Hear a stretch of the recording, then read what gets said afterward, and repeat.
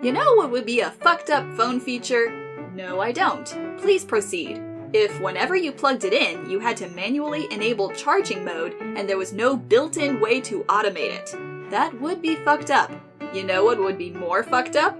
Football field full of viruses? Abraham Lincoln teeth sculpture? Really big vampire? Inside Out Sweden? If they added automatic charging mode but paywalled it. Yeah, that's pretty fucked up.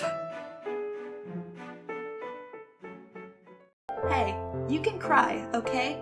I am taking my pocket knife, and I'm cutting my peach in half, and handing you the bigger half. The world is full of things that are worth crying over, and it can be exhausting trying to listen to everyone saying, don't cry. And it can be worse trying not to cry because you don't want bad things to win. Sometimes you gotta just let yourself cry while eating a peach half someone wanted to give you, because it was sweet, and those things are also in the world too. We were born alone and we die alone. You delivered yourself during birth, built all the roofs that have ever given you shelter, sown the wheat in your bread, weaved the clothes on your back, wrote all the books you've ever read and the music you've ever listened to? Who made the literal bed you're going to die in? You? All alone? Methinks not. Something something alienation, something something, we are all interconnected. Yes. You are never alone, even if you think so. Modern fandom went awry when people stopped learning how to avoid content that upsets them and instead started actively seeking it out. I mean this in the kindest, most loving way possible, but babes, you'll be so much happier when you stop focusing on what other people are doing and instead focus on what you like. You'll never be able to stop people from liking what you hate, and the best way you'll find any peace of mind is properly utilizing blocking, blacklisting, and muting tools. Take it from someone who used to run a shipping discourse blog. Fandom is supposed to be what you enjoy. Stop focusing on things that upset you. Thanks! I hate it. That's insufferable. I love it. You gotta try this, dude. It sucks. It's terrible. Watch it immediately. The whole squad. Thanks. I hate it. Sarcastic disdain. You don't enjoy this at all. That's insufferable. I love it. Prankster solidarity. A compliment for mischief. You gotta try this, dude. It sucks. Solidarity through communal self-flagellation. It's terrible. Watch it immediately. Your classic so bad it's good media. Can't forget. Gross. I love it. Not to forget the iconic. He's so ugly. I love him! How could people forget Data? Oh yes. I hate this. It is revolting. More? Please. Literally the worst experience of my life, and yet it has a recommended thumbs up, and 164.6 hours on record. I wonder what game this is supposed to be.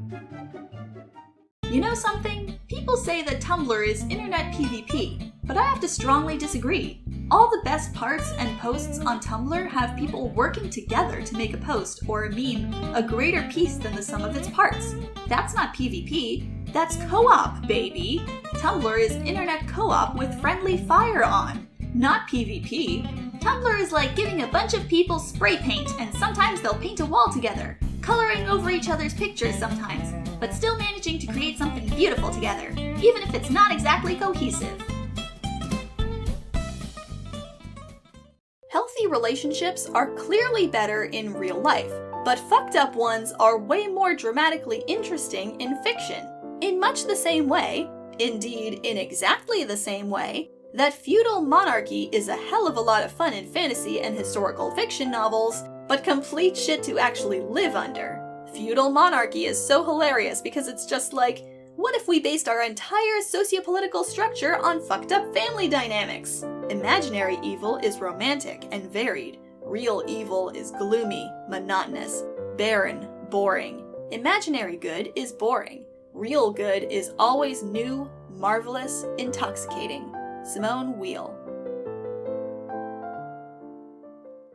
Do not forget, the things you create are just as unique and singular as you are. Nobody else can make what you can, in the way that you can. with the heart and soul that you can. You are the only one who can gift this timeline with your art and ideas, and this power is at your fingertips. Please listen to Chuck. He's a doctor. Oh my god, Dr. Chuck Tingle. That's a name I haven't heard in a while. I think he's got, famously bad romance novels, like Pulp Fiction or something. It's just, he's got a very unique name. So for him to say that, that's kind of funny. Caving as an extreme sport is so unfathomable to me. Why are you, as a creature of the daylight, doing that? Were you born without the dread in your bones or something? I used to teach spelunking to 9-year-olds. It's so fun. Trust me, the power of a good cave nap. Like tight corner, cold mud, you get knocked out and feel like you slept 8 hours and 15 minutes. The time dilation of being in a cave is the unsettling part. You are in there for what feels like 15 minutes, and it's been 6 hours. Come, 9-year-olds, let us sleep in the hell fissures where time goes to suffocate. Oh yeah, the time dilation. Oh yeah, sure, of course. I am old and fragile. Please do not touch me. Easy Pete, you son of a bitch, there isn't a sign on this earth that could deliver you from my fury. I never stop laughing at this fucking post. I need Tumblr user Shrexy to understand how many times since 2016 I have said, "Easy Pete, you son of a bitch," when I'm looking for a person or an item. I'll be walking around my apartment looking for literally anything. I just keep muttering, "Easy Pete, you son of a bitch."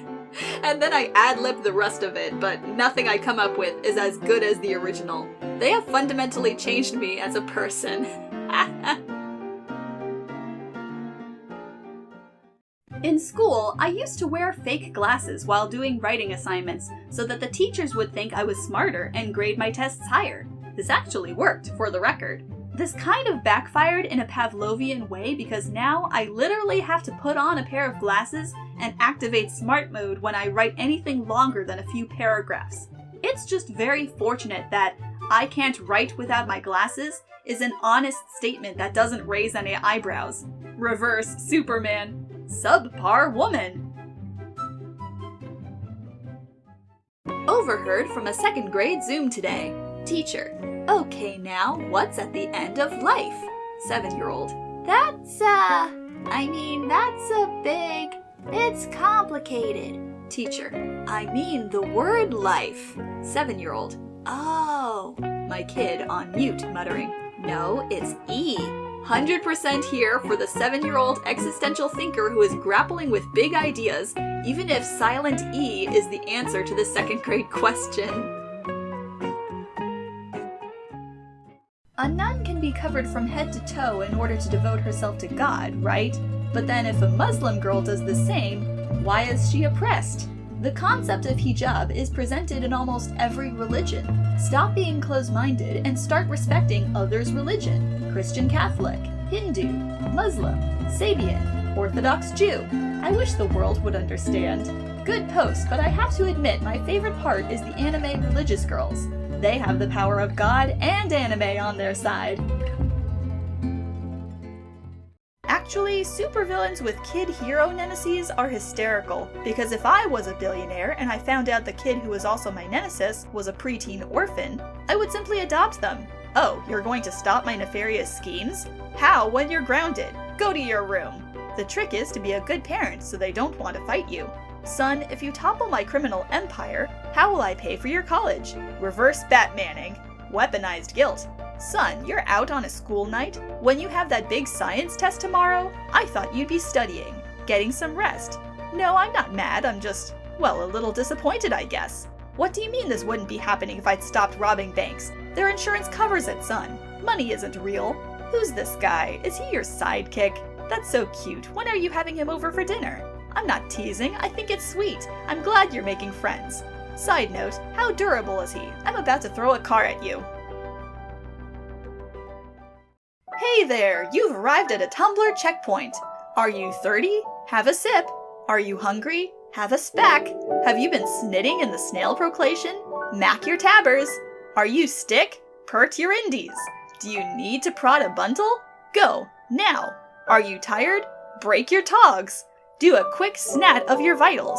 Are you fond? Do you need to reduct your plandals? If you have a trick, tog it. If you need to sitch, go so. Are you grod or too shrinking? If you need to break off a grint or mend the bontle, go to that now. I hope this helps, and I hope your tunderful day. Ah, a classic. I did not understand any of that. Not to be like, you kids don't know about the past, but 20 years ago, I could scrape together 15 to 20 American dollars and go to pretty much any big retail store and buy a whole video game all at once. And I just had it and owned it forever and could put it in my very own Windows computer and play it whenever the fuck I wanted to. This is how I sound when I tell people about how you used to be able to go to any random restaurant and get a good dinner for $10, sometimes less. Not that long ago. I'm gonna be the opposite of, you kids these days have it easy. At all the Zoomers who look around at the world you find yourselves in and think, damn, this stinks. You're right, it stinks like hot dog shit. I tried to stop it, but there was only one of me. Actually, you know what? That's exactly it. I would rather someone add 5 parentheticals after every sentence than use tone indicators. It's 1, accomplishing so much more in terms of clarity, 2, extremely funny to look at depending on how they're used. Observe. Is this real? Jen. I thought /Gen meant general for ages. I would not be able to understand this on first sight a few years ago, and is thus ineffective. Is this real? Genuine question. I fully understand this without issue. Is this real? Genuine question. Can't tell. Very realistic. Looks real. Scary. Photoshop? Is not only incredibly clear, it's also very funny to read all of these thoughts stapled together while also in their own parentheses. It's also the most useful because now I can actually address all parts of what they are asking me with as much specificity as both of us need. In case you don't know, you can watch YouTube Shorts as regular videos with all the regular video settings. Here's how. Change the Shorts into watch V equals. My mnemonic to get the order right. I want to watch this. Watch what? A video. This one. I know my mnemonic device is kinda shitty, but it helps me. I just think everyone ought to know this. Yes, for everyone who asks how they can favorite my videos, this is how you do it. You can turn the short into a proper video. You're welcome! Sir, I'm afraid your DNA is backwards. And? That's all 40 sheep. What? We should only have 37. I know, I rounded them up. I think I have a crush on Beyonce. Whatever floats your boat. No, that's buoyancy. People who sell meat are gross.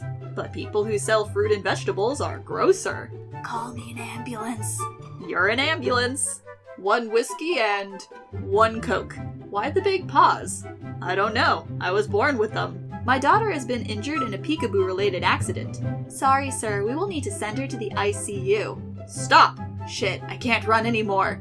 Sounds like you need a rest. Now I will disappear on the count of 3. 1, 2. Poof! Wow! He disappeared without a trace. Love the puns from PunHub. Allow me to add my favorite. Cargo space? Carno do that. Cargo road. My favorite piece of Tumblr linguistics to ever come out of this site is the horrors. It's delightfully evocative and also gives absolutely no information about what I'm talking about. Sorry, I can't go out today. I'm facing the horrors. Am I talking about the encroaching dread and existential despair of our dystopian world? Am I talking about the fact that I have to wash dishes? No one knows. It's all horrors. Am I writing this to postpone the horrors? Washing dishes? Maybe. Birds made a deal with the devil. They had no soul to give, so in exchange for the gift of flight, they traded in their ability to give a fuck. You ever seen a bird give a fuck? A goose will fight a truck if the mood strikes. A pigeon can and will make a nest in a currently occupied owl nest. A wild parrot can fly right through your window just to rip the keys off your laptop purely for fun. And ostriches then traded their flight for better speed to run you down and kick the shit out of you. There has never been a single bird in the history of birds who had one single fuck to give. 5 minutes after invention of wheel. Bro, literally though bro, the whole world is a wheel, turning round and round, an endless cycle of seasons and lives and realms. It all keeps turning and it all keeps coming back around. 5 minutes after invention of books. Bro, literally though bro, the whole world is a book. God is the author of being, and he writes our names in the book of life. In the beginning was the word, bro. You see, bro? 5 minutes after invention of complex gears. Bro, literally though bro, the whole world is mechanical. God is the divine watchmaker, and the planets spin along predetermined paths according to the turning of cosmic gears. It's all just predictable mechanical paths from creation to here. 5 minutes after invention of computers. Bro, I think I just figured something out. Bro, the world can be all of these things, and more. Me, incorrect. Everyone is probably sick of me drawing this character by now. My inner voice, wise. But this cannot be, because I am part of everyone, and until I am sick of drawing them, it will not be everyone. Me, opening a new blank canvas. You're so right. Reblog if you never once have been even remotely bothered by seeing someone draw the same character over and over again.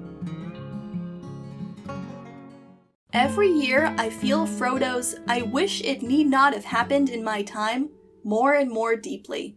Correspondingly, every year Gandalf's reply seems wiser and more comforting. So do all who live to see such times, but that is not for them to decide. All we have to decide is what to do with the time that is given us. It's almost as if Tolkien knew what he was talking about. It's almost as if Tolkien personally witnessed one of the bloodiest wars in human history and then used that to fuel his writing. If one person loves your content, appreciate that shit, cause that's an entire human being who has to wake up every day and can die. People get caught up in not having hundreds or thousands of likes on something, when a solid 30 people is a lot. Imagine 30 people in your house right now. Something I found on Twitter that really puts things in perspective as a creator. Even if that one person is just you, don't stop creating.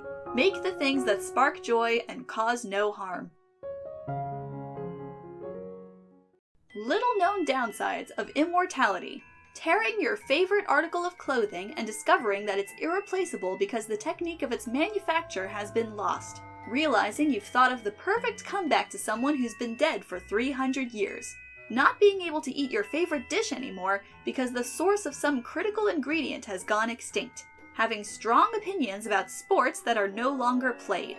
Getting a song from the 13th century stuck in your head and being unable to get it out because you don't remember how it ends and you're the only person on earth who knows it. Having that perfect pun you've been waiting forever for a chance to use stop working due to linguistic drift. This is good omens now. Sorry, I don't make the rules. We seriously need to bring back the concept of, despite its flaws, I still enjoy it, instead of canceling every fucking thing in sight. We need to trust that just because someone loves a thing, it doesn't mean they don't know it's flawed. We also need to stop insisting that everyone enjoying flawed things must put 25 cents in the problematic jar and recite all its failings from memory. If I just may add, we really need to stop pretending that I'm a good person, ergo the thing I like is perfect, and if you criticize it, you're an enemy. You can enjoy stuff and keep your sense of critical thinking. I won't cite anything, but I'm morally exhausted. My cats hate each other and fight all the time, but when we leave my boy cat, who has the world's tiniest meow, on the porch too long, our girl cat will start to yell at me to let him in. I don't know where this camaraderie comes from, considering they spend most of their time slapping the shit out of each other. Mom, you left the dumb baby outside again. He's gonna die. You better let him back in. My girl cat. Mother, you have left my dearest, darlingest brother on the porch. You must admit him post-haste. My girl cat 3 seconds later. Haha, get bitch slapped, idiot. She wants him to come back inside so she can beat him up. True sibling love. The notes on this post are gold.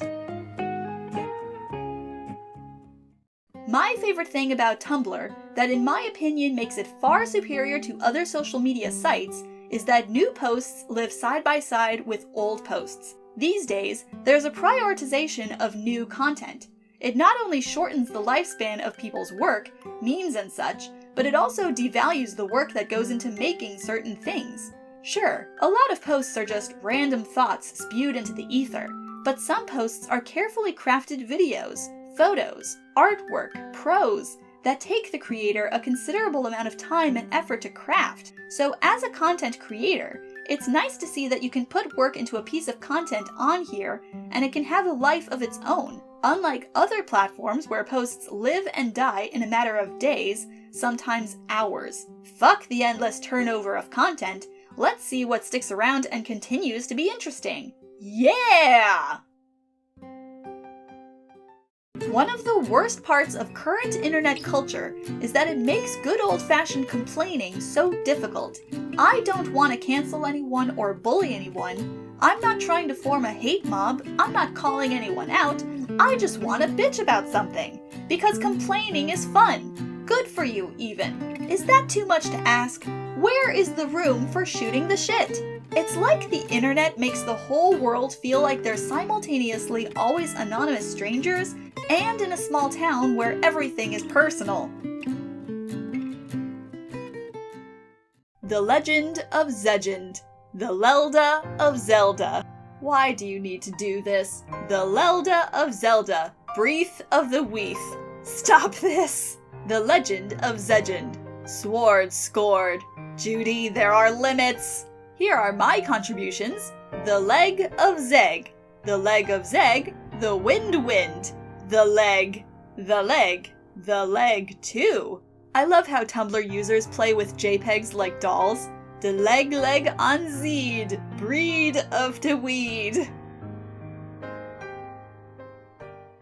The commodification of friendship is the most annoying thing to come out of the internet in ages. Like, actually, I love to break this to you, but you're supposed to help your friends move, even if it's hard work, or stay up with them when they're sad, even if you're gonna lose sleep. You're supposed to listen to their fears and sorrows, even if it means your own mind takes on a little bit of that weight. That's how you know that you care. They will drive you to the airport, and then you will make them soup when they're sick. You're supposed to make small sacrifices for them, and they are supposed to do that for you. And there's actually gonna be rough patches for both of you, where the balance will be uneven, and you will still be friends, and it will not be unhealthy, and they will not be abusive. Life is not meant to be an endless prioritization of our own comfort. If it was, we would literally never get anywhere, ever. Jesus! 100% this. I told a kid in my class the other day that it was going to be the year of the tiger. This kid is a kindergartner, 5 years old. Usually there's some interest when I bring this up, but this kid sort of sat with that for a couple minutes, expression settling into a 1,000-yard stare. Just as I was wondering if something was wrong, he looked at me with his haunted eyes and asked in a tone of resignation, "When are the tigers coming?" I had to quickly reassure him that the year of the tiger was like an animal assigned to the year, and not another plague or natural disaster. Between the COVID, lockdowns, and huge flood of cicadas last year, this child probably decided that this was in line with how the world worked and was mentally getting his affairs in order. I guess a plague of tigers might as well happen. Most disgusting part of Tumblr culture is the kid who loves to sag their pert. Not only to sag the jam lid, but to pert it up. What a waste. What language is this? English. But in 3018. Listen, the year is 2018. You're living in the year 2018. And in centuries and centuries, who tid what to rilt or jilt around, so you better appreciate it for what you have. A lot of people would stick or joiler to have what you did. Listen to me. Dude, what the fuck? Ow, ow, ow, ow. Apollo's gonna have a ball with this one. Lol, you're only learning Japanese because you like anime. You're only interested in history because you like the anime girl King Arthur series. You're only broadening your horizons and becoming a more learned and fulfilled person because your sincere enjoyment of something not considered intellectual enough to be worthy of recognition provided you with a small window into a few of the many wonders of culture and knowledge the world has to offer, and you want to obtain a deeper understanding of them. I can't begin to understand how much I've learned through fandom interests. There is no shame in enjoying things. There is no shame in learning. Businesses mislabeling their job offers in databases gives so much unintentional comedy. I just searched under no experience needed and no degrees needed, and it gave me a job opening for dentist. Like, sure, I'll have a go. Give me the pliers. This is brilliant. Why would you hide this gem in the tags? Going to revolutionize the way I job hunt. No joke here, I just started applying for these kinds of jobs in the hopes that they'd realize something wasn't right and stop doing it. But they don't. Apply for that job. Waste their time. They're wasting yours already. 2018 was 5 years ago. Let that sink in. No fucking way. No, guys, you don't get it. I made this fucking post in 2018. As a joke. I was like, could you imagine it being 2023? Could never be me. And then completely forgot until right now when someone reblogged it, and I was forced to face the horror that it is, in fact, the year 2023 right now. Posts that are better with timestamps enabled. Reblog if it is, in fact, the year 2023 right now. It is 2023, and we're in the thick of it. Having been told that it's rude to call dinner gross, our 4-year-old is finding increasingly creative ways to express himself. This tastes unlucky to me. This sends my mouth into outer space. That's bad. Cauliflower is, pinches fingers together, this much delicious. You told your toddler not to be rude, and so now he is developing an incredible skill with sick fucking birds. Oh my god, but the last one with pinching fingers together and this much delicious is fucking excellent. I am using this from now on.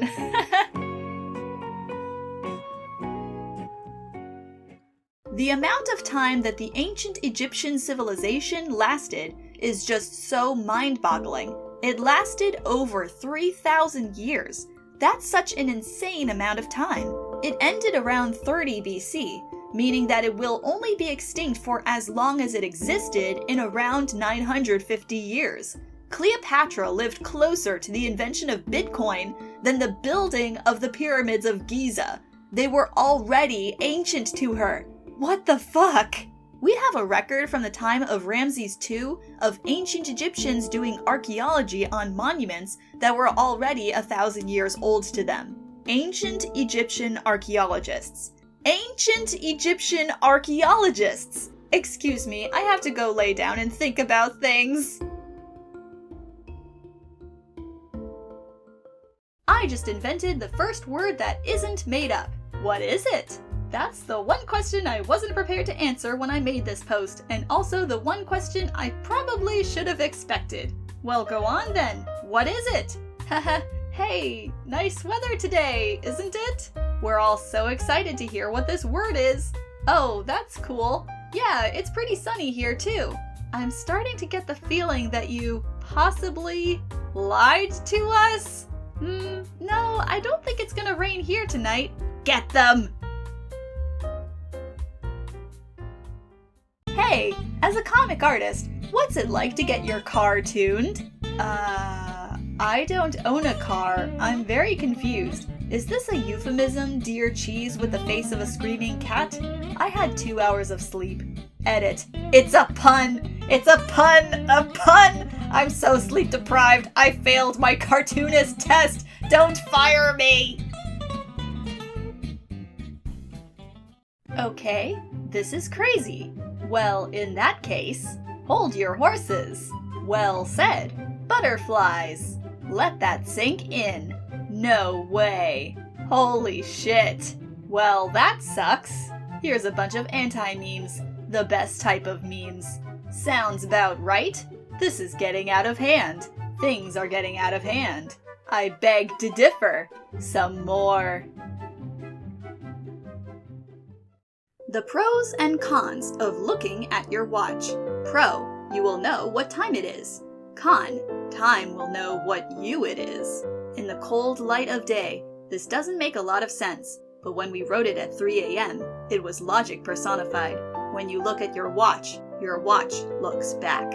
Is that why they call it a watch? Oh my god. Thinking of the time I ordered Olive Garden online and I put "please speak to me" in an Italian accent in the special requests category and completely forgot about it.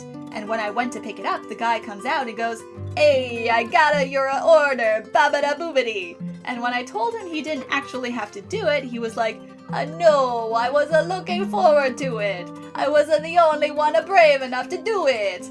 There are literally people in the notes acting like I made this up. Guys, if I were gonna make up a story, it would be about literally anything other than this.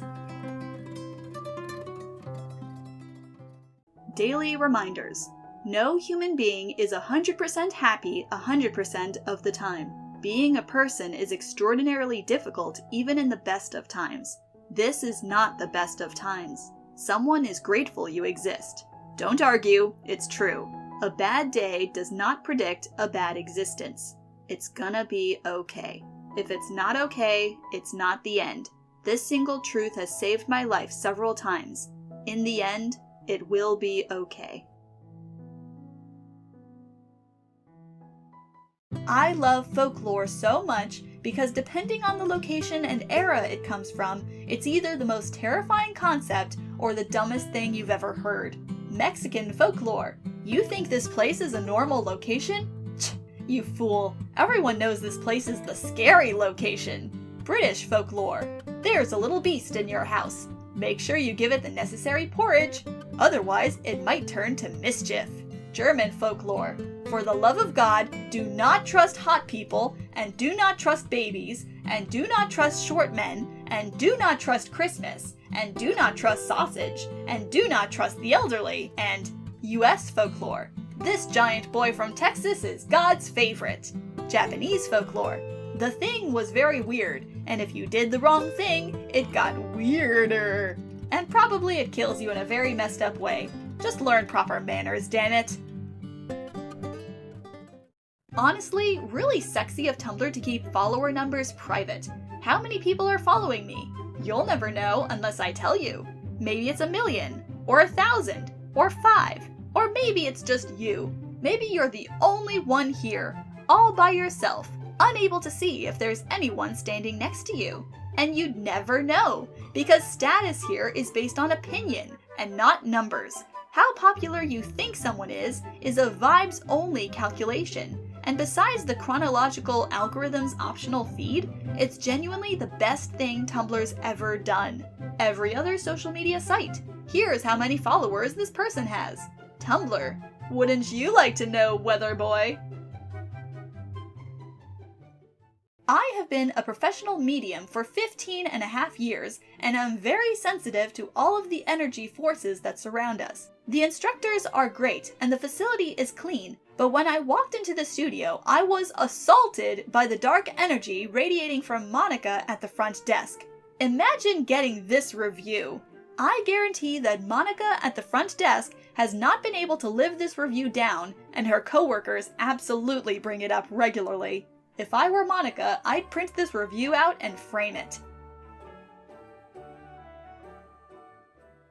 Somebody once told me, "Hands off my macaroni, Milwaukee pasta bandit found dead." He was picking up the gun with his finger and his thumb raising up, pointed straight at his forehead. Put this in the fucking MoMA, the Louvre, the Guggenheim, the Whitney, and the motherfucking Prado. I never noticed you could read this whole thing with the beat of the song! Today, a first grader walked up to me, set a piece of paper down on the table in front of me, and said, "Homework time! "It's your homework." And I said, "All right, what do I have to do for homework?" And he said, "Draw the best dinosaur you can do." And so now I have that on my plate for the evening. Yeah, Jim, I'm gonna have to cancel our afternoon meeting. A huge project I have to finish by tomorrow just got dropped in my lap. Yep, Nope, a dinosaur this time. Thanks for understanding. Bye! It's actually really important to be able to entertain an idea without accepting it. It's also important to understand that our thoughts don't always reflect our beliefs, and that's normal. Being able to consider things, whether they fit within our morality or not, is actually a critical part of the brain's function. The day I learned that, a large number of people can't entertain an idea that they don't believe was scary. Lots of people cannot consider, if X was true, what would be the implications? They get stuck at, well, X isn't true, so I can't consider the possible implications. Concerning. Don't mind me. I'm just thinking about how spiders are naturally talented and skilled weavers, and they know how to weave their webs and even make functional, stylish homes and nests and whatnot. So maybe that's why Spider-Man knows how to sew his suits. He inherited that trait from the spider and just instinctively knows how to weave his suits. Maybe. That's my explanation for it. Aunt May, you're buying an awful lot of yarn lately. Are you making something? Peter, who after getting bit by a spider has felt an inescapable need to knit, and now his room is covered head to toe in yarn. Nope, it's just a new hobby. You know what? I complained a lot about how it was unrealistic to suddenly know how to put together stretch knits and a perfectly fitting, absolute banger of a suit, but this is an explanation I'll gladly accept. I think that every child should have unrestricted access to thick blackberry brambles or some other delicious fruit that grows encased in a painful fortress. I think wading through thorns to reach the cluster of shining ripe berries you spied through a gap between the tangled vine teaches you something important. Not sure what though. I just know no fruit has ever tasted as sweet as the ones I ate while bleeding under the blistering summer sun. My best friend was allergic to the bramble pricks, so I remember wading in there alone at 10 years old, getting blackberries for the both of us, coming out bloody but brandishing the spoils, because we wanted fruit, and because I wanted her to be happy even though she couldn't follow me in there. I don't know. Crunch Bar, do you know what your tags are doing to me right now? This is the epitome of love. What if Tumblr users suddenly loses their mouse? J, next post. K, previous post. L, like. N, view notes. Space, show photo. Shift R, reblog. Shift E, add to queue. Z tab, switch blogs. Witchcraft. This changes everything. I just reblogged this with a command. Shit. Do you know how much this helps people who have trouble with the mouse? Me, other disabled people? Thank you. Yep, I use these when my hands get particularly weak, like now.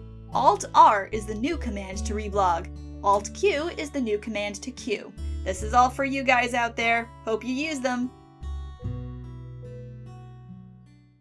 To be honest, I think fandom generally needs to get better at sitting with the uncomfortable fact that a story or fan work or meme or whatever can hurt one person and help another. This is why I think tag warning culture is kinder and more constructive than cancel culture or no problematic content culture. One size does not fit all, but if we learn to be more aware of the fact that the same thing can be emotionally validating or cathartic to one person and upsetting to another, and pick up a general mindset of thinking before we post, what might people need a heads up for in this content, we grow more compassionate, more thoughtful, and more understanding of the differences in people's experiences. Everyone has different needs or allergies. We don't remove all allergens from the world. We post an ingredients list. One thing you won't know until you experience it for yourself. When you create art out of love, is how it feels when people receive it with love. When you post a doodle and someone keeps it as their lock screen. Or when you write a story and someone tells you they were thinking about it all day. or when you post a poem and someone shares it with a touching caption. Doesn't matter if it was objectively good or not. Matters that someone spent time with it, that someone really, really liked it, and you made it. This kind of interaction, I think, it can really sustain you for weeks. It can sustain you through a lot of terrible things. It's confirmation that you exist, and that, however briefly, your existence was appreciated by someone else through your art. Hypercritical culture always forgets about this. Effort and love will always attract me to media more than skill and talent. What's it called when you're introverted but have taken on numerous leadership and outgoing roles your whole life? Introvertuous. I'm here to help, but I'd rather not be. Tags from Colored Compulsion. It's called Someone Around Here Has to Get Things Done, and unfortunately, it's going to be me. Could you be the chosen one? I am very much the guy who's here. I feel called out. I don't know who needs to hear this, but if there's something in your life that makes you feel better, but you never stick to it, it's still actually perfectly fine to do it. And you shouldn't stop yourself from starting just because it won't be a permanent change. Like if starting a new daily planner gives you an amazing afternoon of planning, and 4 days where you feel in charge of your life, why not do it? It doesn't matter that it won't be a permanent change. 4 good days is still worth it. If you ever catch yourself thinking, I wish I could pray, stretch, prep, plan, do the thing, but I always get started on that and it never lasts more than a couple of days, what this really means is, hey, I can feel better for a couple of days. If this post is making you think of things in your own life that you wish you could stick to because of how good that makes you feel, just be aware, you're not thinking of a list of ways you failed to commit. You're thinking of a list of things that make you happy, and you should give yourself permission to start doing them as often as you want to. When I was a kid, I thought dulce de leche was pronounced douche the louche, and whenever we went for ice cream, my dad would say, okay honey, ask if they have that caramel flavor you like. What's it called again?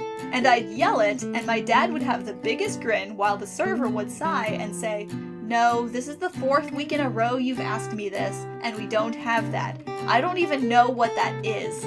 She always got a revenge because my dad would get a sundae and he'd get everything but nuts. So she'd announce his order was ready by yelling, no nuts, where's Mr. No Nuts, as loud as possible. My dad whistles a specific melody when he comes to refill the bird feeders. The birds have started singing it when they're empty. This bitch empty, tweet. Have any of you heard of the Harvard-MIT pigeon prank? An MIT student dressed in a black and white striped shirt went to the Harvard football stadium every day of one summer, blowing a whistle while scattering breadcrumbs or birdseed to coax neighborhood pigeons down onto the field. At Harvard's opening game of the season, upon the referee's first whistle, it said that hundreds of pigeons descended onto the field, causing a half-hour delay. Ah yes, classical conditioning put to good use. Don't die is my favorite thing to tell people when they say they're gonna go do something. Going to the store? Don't die. Going to the bathroom? Don't die. Going to Mars? Don't die. Going to write an email? Don't die. Driving to the gas station? Don't die. It fits every situation. Except for maybe a funeral visitation, because then I think that'd be a little bit rude. I'm glad I'm not the only one who does this. But I like to toss in, have fun for meaningless moments. Getting a glass of water? Have fun. Gotta pee? Have fun. Tying your shoe? Have fun. I like to dramatically tell people, I'll never forget you. It's really fun to do this at work because every time I leave, there's one person who has never experienced this and assumes I'm leaving forever, and their confusion is really fun when I show up the next day. Plus, it's fun to announce when someone says they're going to the toilet.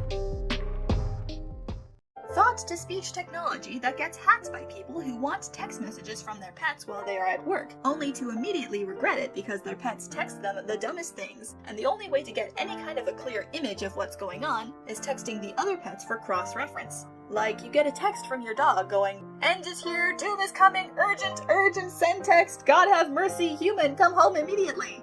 You have no idea why the text translator has decided that your dog is Jewish, but that doesn't feel important enough to look into or change. And before you do, you text the cat like, "What's going on?" And the cat replies, "Sunshine is turned off, window is cold." So, okay, that's a clue. You've got a monitor lizard that doesn't do much monitoring, but will reply with whatever the lizard is feeling right now if you text question mark first. "The earth rumbles are sexy," replies the lizard. Okay, so dog panic, no sunshine, and the lizard is sensing vibrations. Oh, there's a rainstorm overhead. Fuck's sake. No author is entitled to comments, to interaction, to reblogs, or likes, or reviews, or anything. But in a community where you're essentially a bunch of indie writers, that's the lifeblood that keeps people posting. Writing doesn't necessarily stop, but when someone feels like no one gives a shit whether you're sharing or not, you quit sharing. In the simplest possible terms, creators aren't entitled to your support, but you're also not at all entitled to their creations. If you want content, support content creators. Even better, stop viewing your fellow fans creating things as content creators. We are not on YouTube, and we do not get money for this. Support your fellow fans by letting them know, human to human, that you enjoyed what they did. If we stop putting people who create on pedestals, maybe we can kill the influencer culture that's invaded fandom. Some of you forget that we're all just people, and it shows. My theory is that reincarnation is real, and that's why everything is so fucked up. We got too many people on Earth, and their souls were supposed to spend a few more cycles as endangered animals or something, but we fucked the environment and overpopulated. So we get guys who were supposed to be black-footed ferrets or whatever, till their soul reached maturity, but instead they're like influencers and politicians. This is also why furries exist. Yeah, I'll go ahead and integrate that into my belief system. Genuinely and unironically, my philosophy about music has expanded to stop writing off music because it's from a specific genre, and I think that could be applied to most mediums, actually. Is country music really all bad, or are you only catching snippets of Christo-nationalist propaganda on the radio? Are horror movies always shallow torture porn, or are you just thinking of trailers you saw for slasher movies? Are fantasy novels only for kids? Or was the last one you picked up Harry Potter? Is anime always fan service? Or are you just running into ecchi clips online over and over and over? Are you looking for good media? Or are you finding bad media and considering it representative? Gotta keep your mind open, guys. If the new Twitter users turn Tumblr into a professional place, I'm going to start biting. Doing this to you if you want fired over a Tumblr post to become a real thing. Can you imagine? HR, we've traced a Tumblr username back to you, which almost no one is able to do. There are no identifying photos or names or check-ins that can link your posts to our commercial business. Nevertheless, the post we read has something we think may be gross misconduct. Me. Okay, I say a lot of shit. Can you please show me the specific post? HR. Sure, I'll just search your username and the exact text of the post with the tags that were placed on it at publishing. Tumblr. Don't worry, babes. I got you. Things that will get me fired. Search all of Tumblr. Tragically, nothing. Tumblr search. The best auto-delete function ever created.